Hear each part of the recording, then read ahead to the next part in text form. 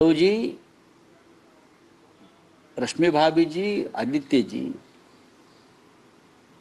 ये एक ही फैमिली थी जिनको कल राहुल जी, प्रियंका जी और सोनिया जी ने जो नया घर है राहुल जी का, पूरा घर दिखाया। कैसा बना है, कैसे पेंटिंग है, क्या लगाया है। और पूरी बैठक खत्म होने के बाद भी आधे घंटे तक ये अंदर उनको दिखा रहे थे। तो ये कहाँ बैठे हैं? प्रेजेंटेशन है ये। प्रेजेंटेशन में जहाँ सुविधा होती है देखने के लिए, वहां जाकर लोग बैठते हैं। वो बीजेपी के वोट चोरी के खिलाफ प्रेजेंटेशन चल रहा था वहां। समझा? कुछ भी बोलते हो आप।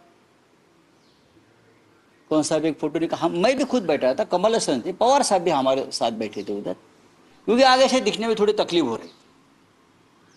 बहुत लाइट जल रहे थे क्योंकि ओपन स्पेस में प्रेजेंटेशन चल रहा था और वहां उस तरह से बैठने की अरेंजमेंट की थी। प्रमुख नेताओं को आगे बिठाया था, लेकिन उद्धव जी उसमें से टेक्निकल और डिजिटल बातों में थोड़े माहिर है। यहाँ ठीक से दिखेगा नहीं, इथून नीट दिसणार नाही, ते मागे आले। मैंने भी पूछा, नहीं यहाँ से दिखता नहीं है ठीक से, थोड़े पीछे जाकर और समझ लेंगे। मेरे पास वो फोटो है, आप देख सकते हैं। सर, नरेश म्हस्के आहे ते हे सांगतात की शिवरायांचा वारसा आहे आणि ते कुठे ना कुठे मागे बसतात, म्हणजे ते अपमान होत आहे, रिझर्व सीट्स का नव्हते असे अरे प्रश्न त्या विचारले मस्केला जातात. सांग, दुतोंड्या गांडुळा, बाळासाहेब ठाकरेंची शिवसेनेच्या नावाची शिवसेना तोडताना तुम्हाला हे दिसलं नाही का? मान आपला हा, इथे येऊन चाटुगिरी करता मोदी आणि शहांची महाराष्ट्र, तेव्हा तुम्हाला शिवरायांचा महाराष्ट्र दिसत नाही का? आमचं बघू ना, आमचं बघू घ्या।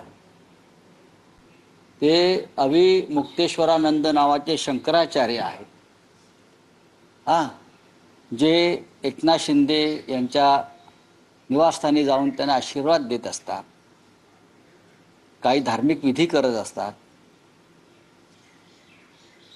तर त्या अविमुक्तेश्वरानंद शंकराचार्यांना शंकराचार्य म्हणून स्टेट गेस्टचा दर्जा असतो, माहिती आहे का आपल्याला?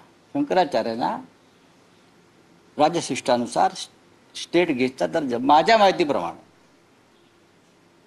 त्यांचा स्टेट गेस्टचा दर्जा काढून घेतला गृह मंत्रालयाने महाराष्ट्राच्या। का? त्याचं उत्तर या फसके कोणात त्यांनी द्यावं। बहुतेक आशीर्वादाचा अजीर्ण झाला असेल। अविमुक्तेश्वरानंद यांचा स्टेट गेटचा दर्जा महाराष्ट्रामध्ये काढून घेतला, इतरत्र